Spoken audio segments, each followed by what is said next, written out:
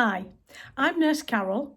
I'm a member of the Royal College of Nursing in the UK, and in this video I'd like to talk to you about should we or should we not wear a mask. It really is a difficult question, and I've looked at hundreds of videos on this subject. I found one from a research scientist in San Francisco and a member of the World Health Organization, who I think presents it pretty well. And he's done very well with his craft. So here is the video. Hi there, my name's Jeremy Howard. I'm a research scientist at the University of San Francisco, and I'm a co-founder of FastAI. I'm also on the Global AI Council at the World Economic Forum. And as you can see, I'm doing today a crafting video. I think it's fair to say this will be the first and only crafting video I do. It's not exactly my area of focus, but I'm doing it because there's something really, really important to know about. And the important thing is this: a bit of crafting could actually help you stop the spread of COVID-19 in your community. Here's what we know. See these regions here, they're all around China, the epicenter of the regional epicenter of the COVID-19 crisis. These areas are Mongolia, South Korea, Hong Kong, and Taiwan. These areas have something in common.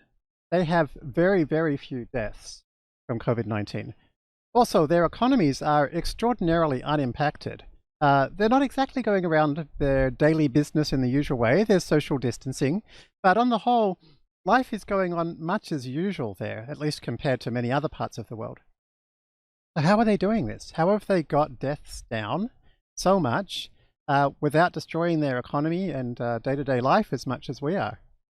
Well, they're doing a lot of things right. They've got a fantastic testing in place, contact tracing, quarantine systems for those who might be infected. But there's one other thing that they all have in common that's really interesting.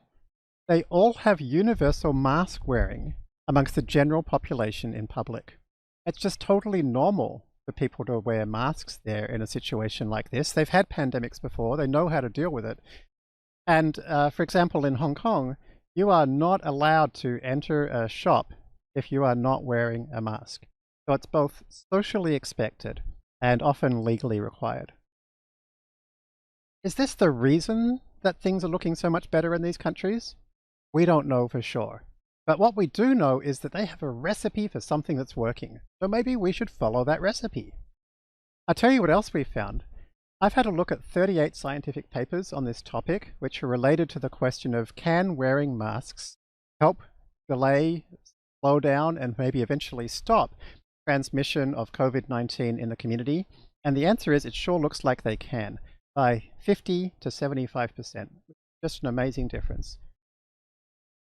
Now, there's a few differences though. Should we be wearing masks here in the US, where I am, in Australia, where I'm from originally, in the UK, where my family is from?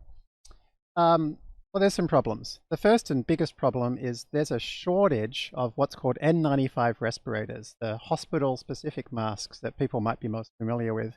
There's not enough for people, frontline medical workers in hospitals. Now, this is a huge problem because Oxford University has put out advice that says in a hospital situation, when you're doing a procedure called an aerosol generating procedure, it's really important you have an N95 respirator, a real proper hospital mask. Otherwise you can get infected because there's kind of this spray of virus-infected droplets that hang in the air. Here's something else though that Oxford says. Even in a hospital situation, you don't really need to wear these N95 respirators. Just a regular cloth mask, in hospitals they call it a surgical mask, is quite enough.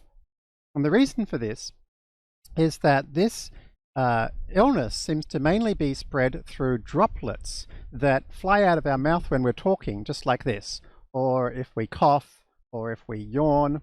And in fact, there's some research from Stanford and MIT, which has been supported by the Nobel Prize-winning virologist Harold Varmus, that actually has looked in a machine like this, where they look at a laser beam at what happens, and they can actually watch these tiny droplets fly out of your mouth and go 2 meters or more, 6 feet to my American friends.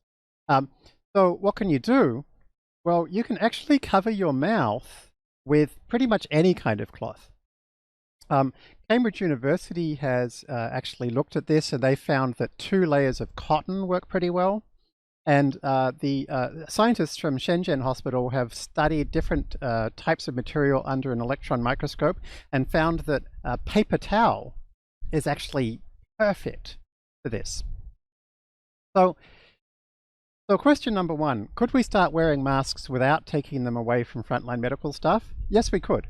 We could make them at home using paper towels and or cotton material in sheets, t-shirts, so forth. Question number 2. Would we really do that in the West? Because in the West we don't have a culture of mask wearing. Turns out the answer is yes, we can. An absolutely amazing, inspiring campaign kicked off by a science communicator named Peter Ludwig in the Czech Republic proves this is true. He put out the word and he said, hey, places that are wearing masks have far less deaths. Maybe we should do it too. Here's some scientific research that shows this. Come on, let's make this happen. And it went viral. There was songs about it, videos about it, influencers showing themselves wearing homemade masks. Within 3 days, nearly everybody in the Czech Republic had a mask. It got to the point within days where if you went out without a mask, people in your community would look at you and think, what is this person's problem? Why are they going around my community without a mask, putting me at risk? The message that was sent in the Czech Republic, social media and amongst influencers was, my mask protects you. Your mask protects me. So this is super, super important. And so if you go out with your mask, eventually people in your community are going to know you're protecting them, you're helping them. And the science suggests you may well be helping yourself as well. So why don't we do this? Why don't we follow this established recipe that has worked in the Czech Republic? Slovakia went on to do it as well. In Austria now, as of today, there are laws that require you to wear a mask when you're shopping. Germany's peak medical body has just announced that they're recommending that everybody uses masks as well. So how do you make your own? Well, here's where the crafting comes in. So this is based on a recipe I found from a Czech video blogger. And what she did is she showed how to use a t-shirt. So if you start with a cotton t-shirt, then you're using the fabric that Cambridge University noticed worked so well. And specifically here, we've got 2 layers because it's a t-shirt, right? And so you can see what I've done here is I've drawn with chalk a line just underneath the armpits and another line that goes from just inside the sleeve, past the sleeve seam and back out again. Another line that goes along the top of the seam of the t-shirt underneath the neck to the other end, and then there's another one just here up this other arm. Well, of course the wind would have to start blowing just as I start doing this video. But of course I can't do it inside because I have a 4-year-old and she wants to talk to me and you don't want to hear what she thinks about this at the same time that I'm trying to talk. So we go ahead and cut from underneath here straight through all the way to the end.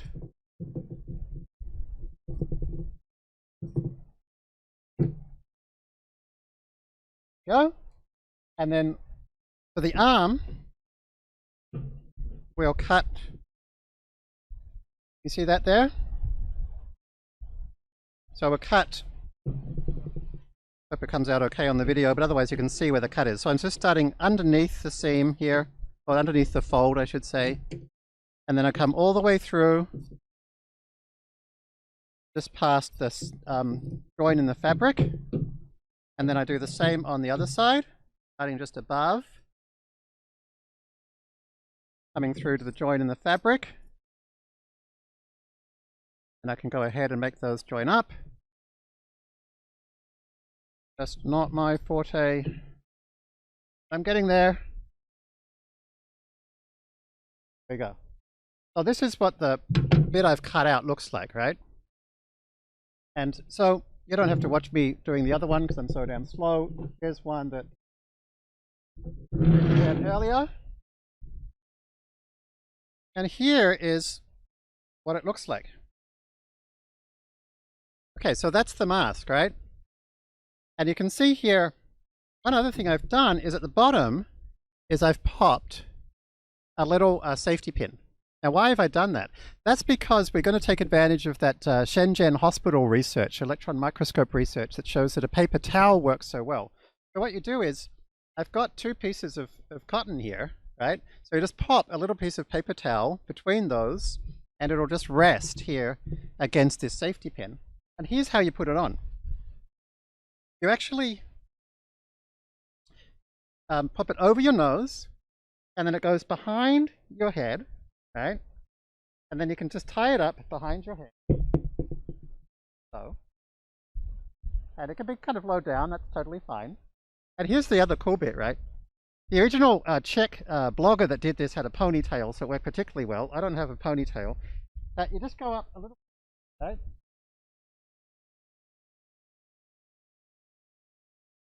And there's my mask. So when I head outside, I wear this in public, especially if there's any chance I might get within 6 feet of somebody. Okay, and then at the end of the day, or at the end of my outing, I should say, come back, untie it, right? And then take out the piece of paper towel from between the two bits of t-shirt and throw it in the trash. And then wash this with soapy water, because what we know, scientists have found, is that soap destroys the lipid layer that protects the virus. So wash this with soap.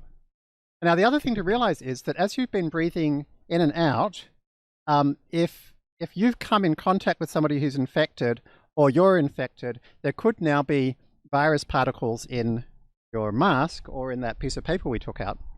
So that means that as we took it off, so when you take it off, try not to touch more than you have to, and then make sure you wash your hands before you touch anything else, right? Because you could have got some virus particles on your hands just as you took it on and off. But here's the thing, right? If there's virus particles on here after your outing, that means you came in contact with somebody in the virus, and that means that the virus is in here and not in your face. And this virus actually comes in through the eyes, the nose, or the mouth, and is expelled mainly through the mouth. So the mask will protect others from the saliva ejected from your mouth when you're talking. It'll protect your nose and mouth. And if you want to protect your eyes as well, you can pop on a pair of glasses or even goggles if you want to, for that extra layer of protection. So that's what you need to do. It's not enough for you to do it. You need everybody in your community to do it. If you can get this up to 75% of your community, you will probably slash the transmission of the virus in your area, particularly when this is combined with social distancing, hand washing, and then something that needs support from a much wider group is then widespread testing, contact tracing, and quarantine of people who might be infected. This is the recipe we know works from these countries that surround China, so let's all get into it. And remember, my mask protects you, your mask protects me. Well, there we have it. He did well, didn't he? If you want to know any more about coronavirus and we can help you, then please click the link below this video to find out more. Thank you. Stay safe.